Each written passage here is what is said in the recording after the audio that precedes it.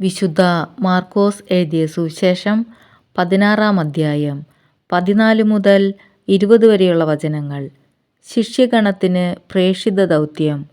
പിന്നീട് അവർ 11 പേർ ഭക്ഷണത്തിനിരിക്കുമ്പോൾ അവൻ അവർക്ക് പ്രത്യക്ഷപ്പെട്ടു.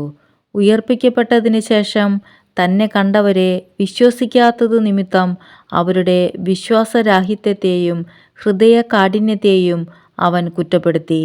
അവൻ അവരോട് പറഞ്ഞു, നിങ്ങൾ ലോകമെങ്ങും പോയി എല്ലാ സൃഷ്ടികളോടും സുവിശേഷം പ്രസംഗിക്കുവിൻ. വിശ്വസിച്ച് സ്നാനം സ്വീകരിക്കുന്നവൻ രക്ഷിക്കപ്പെടും, വിശ്വസിക്കാത്തവൻ ശിക്ഷിക്കപ്പെടും. വിശ്വസിക്കുന്നവരോടുകൂടെ ഈ അടയാളങ്ങൾ ഉണ്ടായിരിക്കും. അവർ എൻ്റെ നാമത്തിൽ പിശാചുക്കളെ ബഹിഷ്കരിക്കും, പുതിയ ഭാഷകൾ സംസാരിക്കും, അവർ സർപ്പങ്ങളെ കയ്യിലെടുക്കും, മാരകമായ എന്തു കുടിച്ചാലും അത് അവരെ ഉപദ്രവിക്കുകയില്ല. അവർ രോഗികളുടെ മേൽ കൈകൾ വയ്ക്കും, അവർ സുഖം പ്രാപിക്കുകയും ചെയ്യും. യേശുവിൻ്റെ സ്വർഗാരോഹണം.